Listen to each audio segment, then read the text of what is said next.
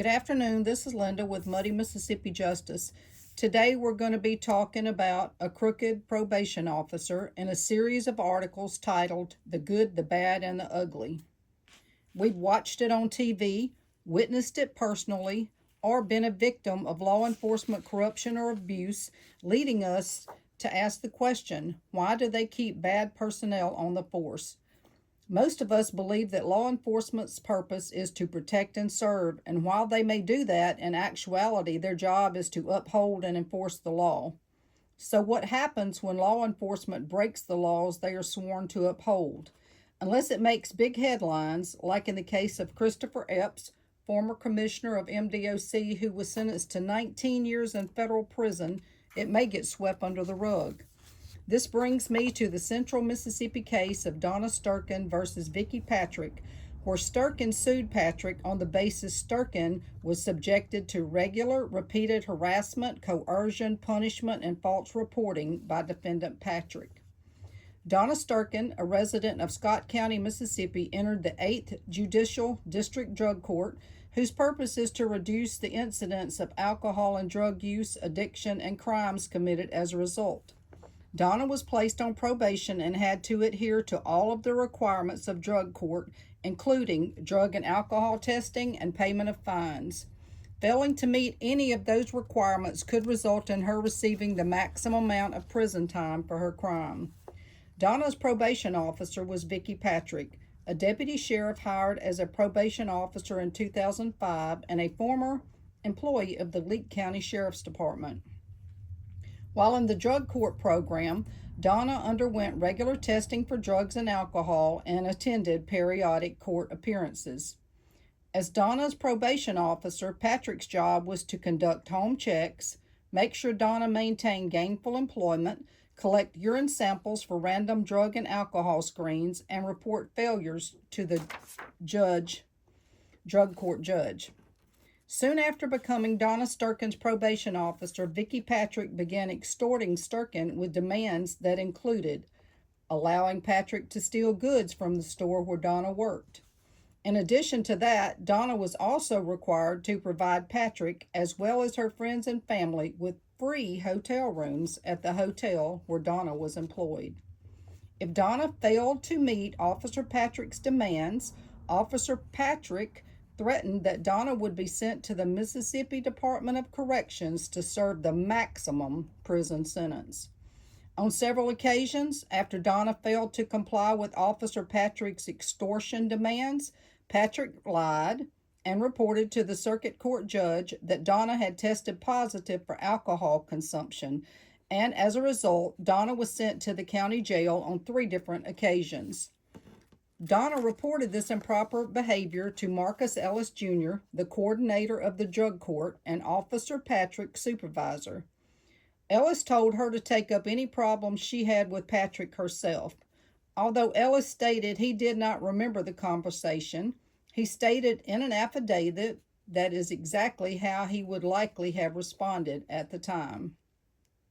Donna's sister, Kathy Mailer, also tried to call Ellis and tell him about what Officer Patrick had done, but she was not allowed to speak with Ellis, and shortly thereafter, Officer Patrick called Donna at the jail and told her if her family continued to call drug court, Donna's sentence would be extended for every phone call.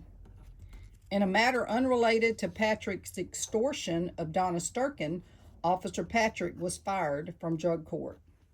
When Donna Sturken learned Officer Patrick had been fired, she again called Ellis to discuss her experience with Officer Patrick. Ellis investigated and found that Donna's allegations regarding Patrick's extortion demands were true.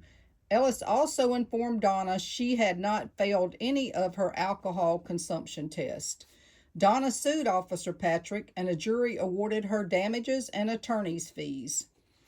"To me, this is not over," cries Donna Sturken, "because from the beginning it wasn't about money. It was and still is about the fact that she should never be allowed to carry a badge or have any sort of authority over anyone after blatantly violating my civil rights and the civil rights of others who were too afraid to come forward and stand up for themselves.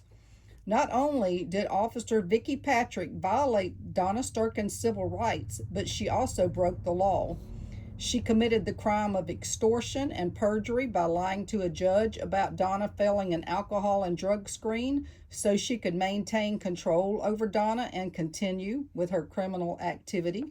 Worse than that, she deprived Donna, whom the drug court was supposed to be helping turn her life around, of her freedoms and portions of her life she can never get back. While Donna was sent to the county jail 3 times because Officer Patrick falsified her drug and alcohol screens, I can find no record of Patrick being punished nor charged with perjury or other crimes.